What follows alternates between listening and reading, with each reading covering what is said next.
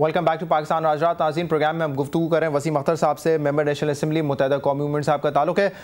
वसीम साहब, थोड़ा कराची की सूरत हाल पर बात करते हैं। अल्हम्दुलिल्लाह ईद के पहले से हम देख रहे हैं कि कराची में जो अमन है वो नज़र आ रहा है, और जो वो बोरी बंद लाशें मिलने का सिलसिला है या एक दिन में 15-20 लोग हलाक करने का सिलसिला है वो अब बंद हो चुका है। अल्लाह करे ऐसा ही रहे।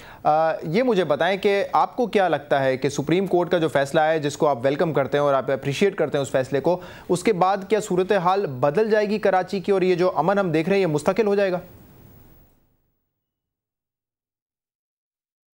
देखें, जो सुप्रीम कोर्ट का फैसला तो नहीं, उनकी डायरेक्शन ऑब्जर्वेशन जी के ऑब्जर्वेशंस हैं कि सियासी जमातों को इस तरह रहना चाहिए, ये कोड ऑफ कंडक्ट बनाएं अपना, और हुकूमत के लिए भी उन्होंने डायरेक्शंस दी हैं।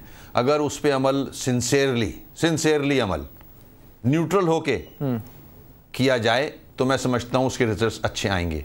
आज भी जो ऑपरेशंस हो रहे हैं उसमें मुझे मौका मिला है, आपके चैनल के तवज्जो से मैं ये बात ज़रूर रिकॉर्ड पे लाऊंगा, और मैं चाहूँगा कि अगर DG rangers specially IG Sindh, home secretary इस प्रोग्राम को देख रहे हों तो मेरे पास कुछ ऐसे शवाहिद हैं, कुछ कंप्लेंट्स हैं ऐसी कि ड्यूरिंग द सर्च जो उनके लोग हैं वो घर के लोगों से बदतमीजियां कर रहे हैं, बैड लैंग्वेज, और पैसे भी सर्च के दौरान अगर पैसे नज़र आ रहे हैं वो भी जेब में डाल रहे हैं, जेवर भी, और फिर काफ़ी लोगों को अरेस्ट करके ले जा रहे हैं। अगर कोई क्रिमिनल है, गलत है, बिल्कुल लेके जाएं। अगर शक की बिना पे ले जा रहे हैं बिल्कुल लेके जाएं। इंटरोगेशन कर रहे हैं, करें, मगर 3rd डिग्री टॉर्चर सुनाई दे रहा है तो ये नहीं होना चाहिए। हम ओपन हैं, बिल्कुल सर्च करें, हमारे में अगर काली भेड़े हैं उठाएं, ले जाएं, मगर 3rd डिग्री टॉर्चर नहीं। जो कानून सजा देता है उस हिसाब से चलें। मैं समझता हूं बिल्कुल रिजल्ट आएगा। और जो मैंने बात की है, मैं बड़े अदब के साथ डीजी रेंजर साहब से रिक्वेस्ट करूंगा। मतलब आपका इशारा दोनों की तरफ है कि रेंजर्स भी ये कर रही है और पुलिस भी ये कर रही है, दोनों के ऑपरेशन में इस तरह की बदतमीजी भी हो रही है और 3rd डिग्री भी इस्तेमाल हो रही है। बिल्कुल हो रहा है। तो जब हम सब मिलके चाह रहे हैं कि अमन हो, हम कोऑपरेट कर रहे हैं, सब सारी जमातें कर रही हैं, तो फिर तरीक़ेकार को बेहतर किया जाए। मैं समझता हूं हम सिविलाइज्ड लोग हैं, इंसान हैं, और अगर कोई मुजरिम है, मुल्जिम है या मुजरिम है, व्हाटएवर, अगर आपको शक है तो उसको उसी कानून के हिसाब से डील करें। उसको अगर 3rd डिग्री करेंगे, मारेंगे, तो फिर उसके खुदा ना खास्ता माशरा में एक ख़राब मैसेज जाता है।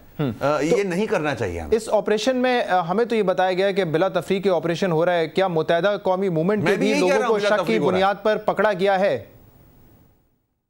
काफ़ी गिरफ्तारियां हुई हैं, जिन जिन इलाकों में जा रहे हैं मुख्तलिफ गिरफ्तारियां हो रही हैं, शक की बिना पे भी गिरफ्तार किए जा रहे हैं, और जिनके पास से कोई ऐसे शवाहिद नहीं निकलते, इंटरोगेट करके उनको रिलीज भी किया जा रहा है। ऐसी बात नहीं है, अगर कोई चीज़ निकलती है तो फिर उसकी FIR भी कट रही है। मगर पॉइंट मेरा ये है, जो मैंने दिया, मैं उसके खिलाफ नहीं हूँ, मगर इससे एहतियात बरती जाए इन चीज़ों से जो मैंने जिक्र किया। ठीक है, आपने जिक्र किया कि जो सुप्रीम कोर्ट के ऑब्जर्वेशन है उन पे इम्प्लीमेंटेशन होना चाहिए, लेकिन सुप्रीम कोर्ट खुद ये कहती है कि वफाकी हुकूमत और जो सूबाई हुकूमत है वो नाकाम हो चुकी है। तो देखते हैं ये नाकाम हुकूमतें कितना इम्प्लीमेंट करती हैं। एक छोटी सी चीज़ है जो कि मंजूर वसान साहब ने भी कही थी और सुप्रीम कोर्ट ने भी कही है कि असली की नुमाइश आप बंद कर दें। इससे कम से कम एक आम शहरी जो कि बस में या बाइक में सफ़र कर रहा होता है वो भी थोड़ा सा महसूस करता है। तो इस पर भी इम्प्लीमेंटेशन नहीं हुई, आज भी असला लेके घूम रहे हैं। तो इसमें आप क्यों नहीं जो है अपनी हुकूमत को कहते हैं कि सख्ती करे और कम से कम असले की नुमाइश जो है, डी-वेपनाइजेशन तो दूर की बात है, वो नुमाइश ही कम से कम बंद कर दे?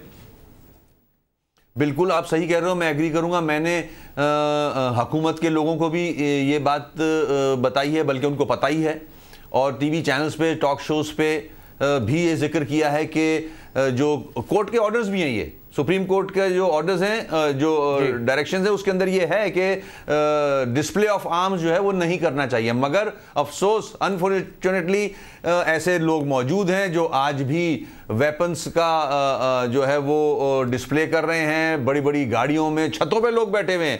एक फोटोग्राफ आपने देखी होगी एक साहब की जो इंटीरियर सिंध से कराची आए थे, शार फैसल पे गन्स ही गन्स थी, रॉकेट लॉन्चर्स। मेरे पास तस्वीर ही मौजूद है इस वक्त। वो तस्वीर के बिल्कुल आप सही कह रहे हैं, वो तस्वीर है, और इस तस्वीर के अलावा भी बहुत सारे लोग हैं जो कि वो असला लेके घूमते हैं, हमें हर सिग्नल पे नजर आते हैं। बिल्कुल नहीं घूमना चाहिए, नहीं घूमना चाहिए, गलत है, बिल्कुल गलत है। तो कुछ करेंगे आप भी, हुकूमत का, सिंध हुकूमत का हिस्सा है, तो एक्शन तो आपने लेना है ना सर। आप हुकूमत का हिस्सा है, आप हमेशा ये नहीं कह सकते कि हमारे पास 4 वजारतें हैं या 25 सीटें हैं।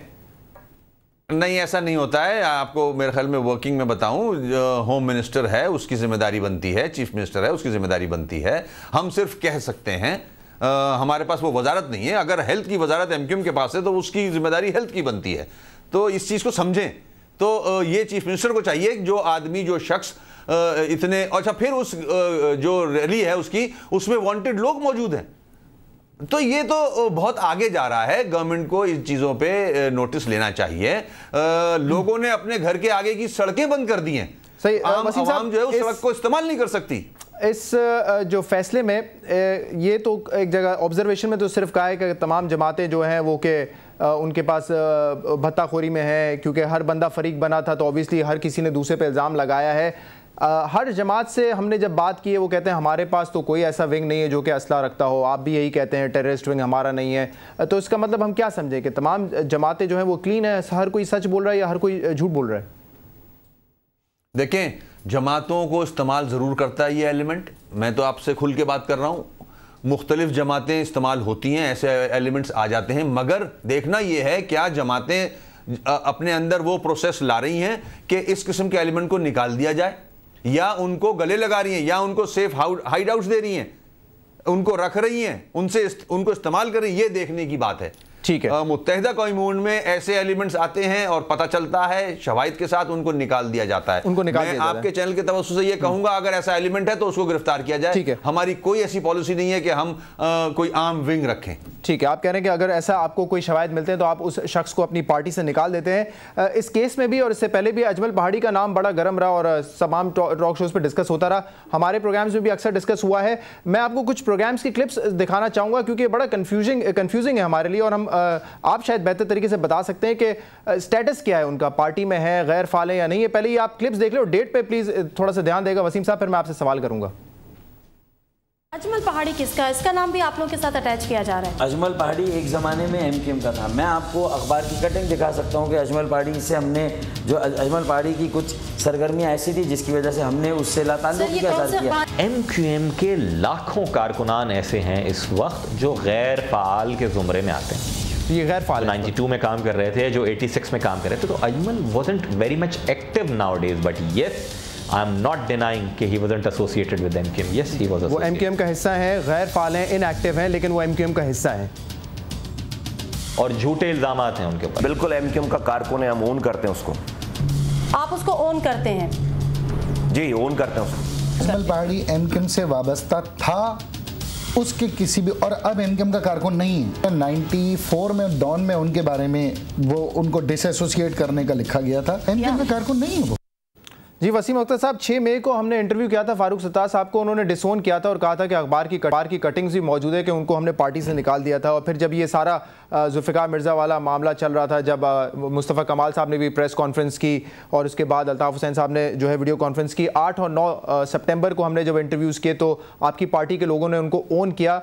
फैसल सब्ज़वारी साहब कह रहे थे कि वो गैर फाल हैं लेकिन हमारी पार्टी का हिस्सा है। इसके बाद जो है मुस्तफ़ा कमाल साहब ने भी सुना, आपने, उन्होंने भी ओन किया। फिर एक हफ़्ता पहले ख्वाजा एजाज साहब कह रहे हैं कि 94 में हमने उनको जो है पार्टी से निकाल दिया था। तो मुख्तलिफ किस्म के बयानात आप ही के मेंबर्स की तरफ से आए हैं। हाँ बिल्कुल, जिस तरह से आपने क्लिपिंग दिखाई हैं, देखिए हज़ारों लाखों कारकुनान हैं पार्टी के। अब अगर कोई कारकुन इंडिविजुअली अपना कोई फेल करता है तो पार्टी की वो पॉलिसी नहीं होती है, वो पार्टी की डायरेक्शंस नहीं होती हैं, उसका अपना फेल होता है। अगर अजमल ने कोई ऐसा काम किया है वो किसी ज़माने में ज़रूर होगा पार्टी का कारकुन, ऐसी बात नहीं है। मगर जब हमारे यहाँ एक प्रोसेस है निकालने का, ऐसे एलिमेंट्स अगर जिससे प्रूफ हो कि वो गलत एक्टिविटीज़ में हैं तो वो बाहर कर दिया जाता है, रिकॉर्ड पर चीज़ें मौजूद हैं। तो किसी ज़माने में ज़रूर होगा, मगर अब जबकि ऐसी एक्टिविटीज़ उसकी नज़र आई तो उसके बाद, आज की बात नहीं कर रहा मैं, ये बहुत पहले ये फाल नहीं थे, ये पार्टी में फाल मेंबर नहीं थे। इनकी हो सकता है अपनी अलग कोई एक्टिविटीज़ हो, मगर ये ज़रूर था किसी ज़माने में बिल्कुल मेंबर थे। ये अब नहीं है मेंबर और काफ़ी अरसे से नहीं है। ये जुल्फ़िकार के जो इशूज़ हैं उससे बहुत पहले नहीं है जुल्फ़िकार का। तो फिर ये 8 और 9 सितंबर को फैसल सब्ज़वारी साहब और मुस्तफ़ा कमाल साहब इनको ओन क्यों कर रहे थे? देखें, ओन हर आदमी की अपनी सोच होती है। एक जिसका ऐसे कोई मशहूर कारकुन नहीं थे ये कि इन्होंने कोई कारनामे किए हों, लोगों की काम किए हों, बहुत एक्टिव कारकुन हो, तो हर आदमी के जहन में हर कारकुन का नहीं होता कि वो अभी है नहीं है। हमारी पार्टी बेहतर समझती है। अगर आप जर्नली किसी को बिठा के अगर पूछोगे कोई XYZ कारकुन जो है वो नहीं, लेकिन वसीम साहब इस चीज से तो आप इत्तेफाक करेंगे ये XYZ कारकुन नहीं है, क्योंकि इनका नाम हमेशा जोड़ा जाता है क्राइम के साथ, मुत्तहिदा कौमी मूवमेंट के साथ। This is something which an organised party like you should do. होगा कौन? नहीं, ऐसा नहीं है। बिल्कुल मैं इस बात को नहीं इससे एग्री करता। बिल्कुल कोई ऐसे मशहूर और ऐसे कारकुन नहीं थे, ये ऐसे कोई कारनामे नहीं थे, ऐसे कोई एक्टिव कारकुन नहीं थे। इनका जो नाम दिया गया है वो इसी किस्म के लोगों ने दिया है जो देना चाहते हैं। हमारे यहाँ माजी में ऑपरेशन में ऐसे ऐसे नाम बनाए गए जिसकी वजह से पार्टी बदनाम हो, ऐसे ऐसे नाम जोड़ दिए गए कि एजेंसियों ने भी काम किया इसमें कि पार्टी को एक गलत फेस दिया जाए, नामों के साथ अजीब अजीब चीज़ें जोड़ी गई। तो ये वो कैटेगरी है ये। वसीम साहब बहुत बहुत शुक्रिया अदा करना चाहूँगा आपका खसूसी गुफ्तगू करने के लिए CNBC पाकिस्तान के साथ। Thank you very much for joining us. हम बात मुत्तहिदा कौमी मूवमेंट के member National Assembly Waseem Akhtar sahab से। नाज़रीन प्रोग्राम देखने का बहुत बहुत शुक्रिया। फीडबैक के लिए आप हमें फेसबुक और ईमेल के जरिए फीडबैक भेज सकते हैं। पाकिस्तान आज रात की टीम आपसे मुलाकात करेगी पीर के रोज़। इजाज़त दीजिए, अल्लाह हाफ़िज़।